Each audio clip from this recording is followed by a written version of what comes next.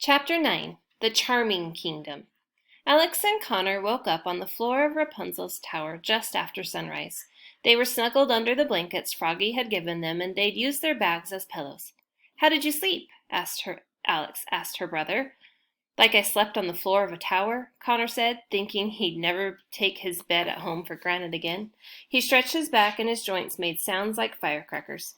They put away their blankets, decided to get an early start on their day. Alex insisted on tidying up the tower, leaving it in better condition than they had found it. "I'd hate for anyone to think we made this mess," Alex said. Connor rolled his eyes at her and made sure she saw it. "What's our next stop?" Connor asked Alex. She looked back and forth from the map in one hand and the journal in the other. "Well, the Charming Kingdom is just east of here," Alex said. "I figure it would be wisest to go there and see if we can get a hold of Cinderella's slipper." "And how exactly are we going to do that?" Connor asked. Alex had to think about it. "Well, we'll just ask if we can borrow it," she decided. "Fat chance," Connor said. "That's like walking into the White House and asking for the Declaration of Independence." Although Connor was wrong about the whereabouts of the Declaration of Independence, Alex knew he was right to be concerned. How were they going to get their hands on one of Cinderella's slippers? Surely they must be the most prized possessions of the kingdom. "We'll have to try our best," Alex said. "What other option do we have?" The twins traveled down the spiral staircase in the core of Rapunzel's tower and returned to the path. They eventually came to a fork where a new path splintered off in an eastern direction. The sign above the fork said "Charming Kingdom" and pointed in the direction the new path was headed. "Connor, look at that sign," said Alex, pressing her hands against her cheeks.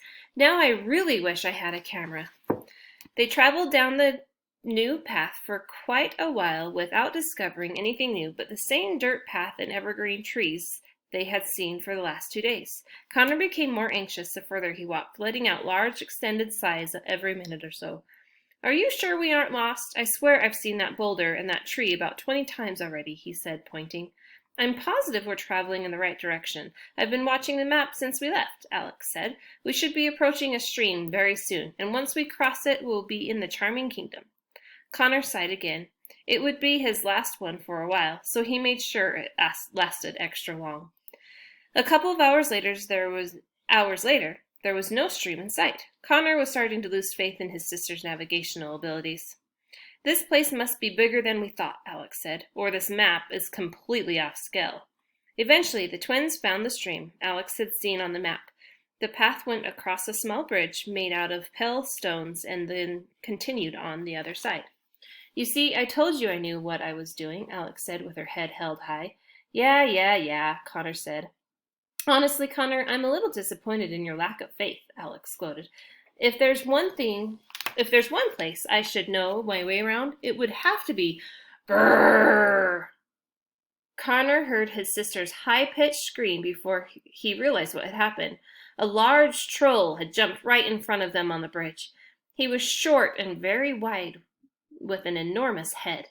He was covered in matted fur with large eyes and a snout. His arms and legs were tiny, but his nails and teeth were sharp and long. "You are on my bridge!" the troll shouted. "How dare you!" "We're so sorry," said Alex, clutching on to her brother like a monkey to a tree. "We had no idea this bridge belonged to anyone." "Maybe you should put up a sign or something," Connor suggested, and then regretted it once it made the troll even angrier. "What are you doing on my bridge?" the troll demanded. "Trying to cross into the Charming Kingdom," Alex said. "We didn't mean any harm." "No one crosses my bridge without answering a riddle," the troll said. "A riddle?" Alex asked, letting go of Connor. "Oh, you're a bridge troll." "A bridge troll?" Connor asked. "Yes, just like in Three Billy Goat Scruff," Alex said happily. She was so excited to be witnessing another fairy tale occurrence. All her fear faded away. "If you wish to cross my bridge, you must answer my riddle correctly," the bridge troll said. "Answer incorrectly, and I'll bite off your head." "Excuse me? Bite off our heads?" Connor said. Steam was practically coming from his ears. "What is wrong with everyone in this place? Why does everyone we meet want to eat us? Can someone please explain to me why this keeps happening?" "Connor, calm down," Alex insisted. "Let's just solve the riddle and then we'll be on our way." What if we get the riddle wrong? Connor said. He'll kill us. Let's just find another way across the stream. Connor, don't be silly. If a simple billy goat can answer a riddle correctly, I'm sure we can too. Alex reassured him. Besides, there isn't another bridge for miles. Connor grunted and crossed his arms. How are we so sure that this is exactly his bridge? Connor said. I'd like to see some ownership identification before we continue. Alex ignored this. What's your riddle, Mr. Bridge Troll? She asked. May I call you Mr. Bridge Troll? The Bridge Troll The Bridge Troll eyed the twins and jauntily swayed from side to side as he began the riddle. What can be as small as a pea or as large as the sky and is not owned by the person who purchases it? It asked. The wheels in Alex's head began turning immediately. She loved riddles. That's a tricky one, Alex said, and pressed her index finger against her lips as she thought. Do you have any guesses, Connor? Nope, you're on your own, Connor said. You have one guess before I bite off your head, so guess wisely, the Bridge Troll said, doing a small dance and clapping his hands. That's it, I'm out of here, Connor said. He walked off the bridge and slowly made his way down to the stream. Connor, what are you doing? Alex called out. I'm crossing the stream, Connor yelled back. No bridge is worth that much trouble. He slowly stepped into the stream and began traveling across it. The water was freezing, but his frustration kept him warm enough that it didn't matter. The water rose higher and higher as he traveled further across. It's not that deep, Alex, Connor said. The current isn't even that strong. He reached the middle of the stream, and at its deepest, the water came just above his waist. You're cheating, Alex said, and then asked the Bridge Troll, Is that even allowed? Can he do that? He isn't the one who asked for the riddle. You are, the Bridge Troll said. Connor had crossed the stream by now and was soaking wet. Alex continued thinking about the riddle. So it can be as small as a pea and as large as the sky.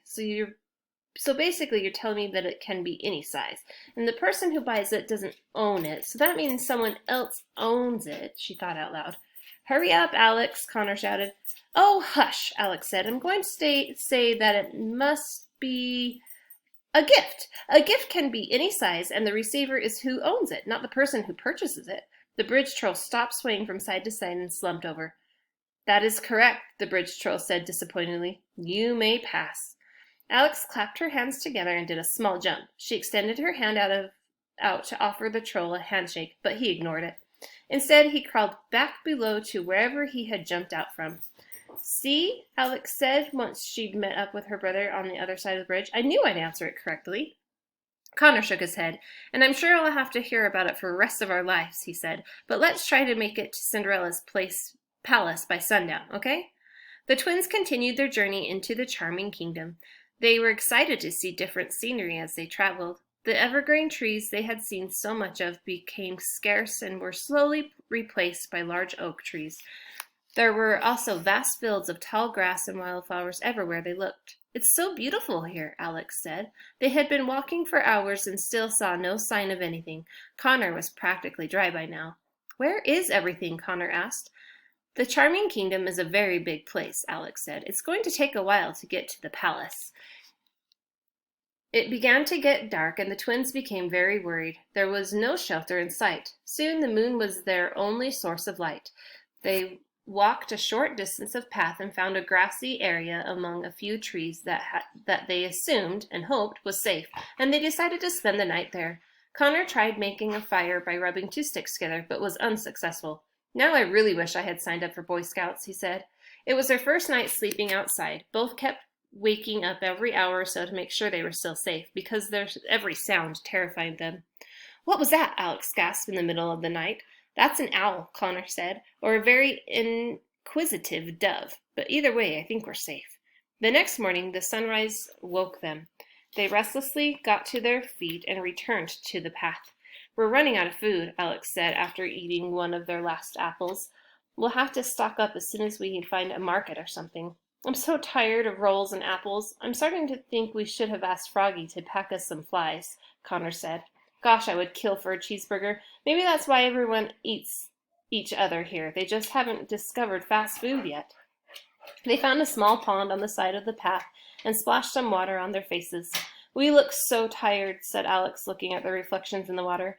The twins heard a galloping sound coming from behind them on the path. They turned to see a small cart of firewood being pulled by a gray horse. It was steered by a man with big, floppy green hat. "Let's ask him how much farther until the palace," Alex said, and ran over to the cart. "Excuse me, sir." "Whoa," the man said, slowing his horse to a stop. "May I help you?" "How much farther until we reach Cinderella's palace?" Alex asked. "Are you traveling by foot?" the man asked. "Unfortunately," Connor said. "Then it'll take you days to get there," the man said. Alex and Connor looked at each other, completely exasperated. "I'm delivering this firewood near the palace tonight," the man said. "I can give you a ride if you'd like." Before he could finish his sentence, Connor had climbed aboard the cart. "Thank you so much," Alex said. "That is so kind of you." The twins traveled with the man for the rest of the day. Connor made himself comfortable on top of the firewood and napped almost the entire trip, waking up every so often whenever they hit a bump in the road. Alex, on the other hand, took full advantage of having an actual human to talk to from the fairy tale world. "What's your name?" Alex asked the man. "Smithers," the man said. "Where are you from?" she asked. "I grew up in a small village in the northeastern part of the Charming Kingdom," Smithers said. "What's it like here?" Alex said dreamily. "My brother and I, haven't been around this kingdom very much." "The Charming Kingdom is a quiet place," Smithers said. "It has many small villages on the outskirts of the kingdom and many wealthy estates in the center, near the palace." "Have you ever been to the palace before?" Alex asked. "Oh, yes, I make many deliveries there during the year," he said. "In fact, tonight the king and queen are having a huge ball." "They are?" Alex's eyes doubled in size. She shook Connor awake. "Connor, did you hear that? Cinderella's having a ball tonight. Isn't that wonderful? What are the chances?" "What? Oh, that's great," Connor said, and then immediately fell back asleep. "Why are they having a ball?" Alex asked. "They've had one every month since their wedding," Smithers said. "It's a celebration of their marriage." "What's Queen Cinderella like?" she asked. "Absolutely beautiful, and the best queen our kingdom has ever had," Smithers said with a big grin. "Not too many people were eager to accept her when she first moved into the palace, though. Many of the aristocratic families were upset that Prince Charming hadn't chosen one of their daughters to wed, but she's overcome all that since." Alice could tell they were getting much closer to the palace. They passed more small villages, which grew in size and population as they went along. She was so excited to be so close to actual people, who had spent their entire lives in the fairy tale world. She wished with all her heart she could say she'd grown up in the Charming Kingdom. "Do you ever find it overwhelming?" Alex asked Smithers. "Does it ever get frightening living here and knowing that at any moment a fairy could fly by and grant you a wish, or an ogre could run up and eat you?" Smithers looked at her curiously. "Does such a place exist where people can't unexpectedly be helped or hurt?" Alex couldn't think of any. Maybe this world and the world she was from weren't so different after all. And passing large estates. Everywhere they looked, they saw another huge, elegant home. They were all so bright and colorful, with pointed roofs and that curved on the sides. Some were made from wood, others from brick, and some were covered completely in ivy. It was something straight out of a storybook, and Alex kept reminding herself that she was in one. "We're almost at the palace," Smithers said. The cart began to vibrate as the dirt path beneath them turned into a cobblestone street. Shops and markets started popping up on the sides of the street as they traveled into the city. They shared the road with other carts and carriages. Villagers and townspeople alike walked alongside them and went about their day-to-day routines of shopping and trade. "Are we there yet?" said Connor, stirring back to life. The cart rounded a corner onto a very long and wide street. At the end of the street was an enormous palace. "I'll take that as a yes," Connor said. The palace took Alex's breath away. It was perfectly symmetrical and smooth, as if it were made out of a sky-gray porcelain. 3 prominent towers in the middle of the palace shared a base with a gigantic clock large enough for the whole kingdom to see. The palace almost seemed fake. It was so majestic, and was grander than they had ever imagined. "This is where I'll drop you off," said Smithers, pulling his cart and horse over to the side of the street. "Best of luck to both of you young'uns. Enjoy the town."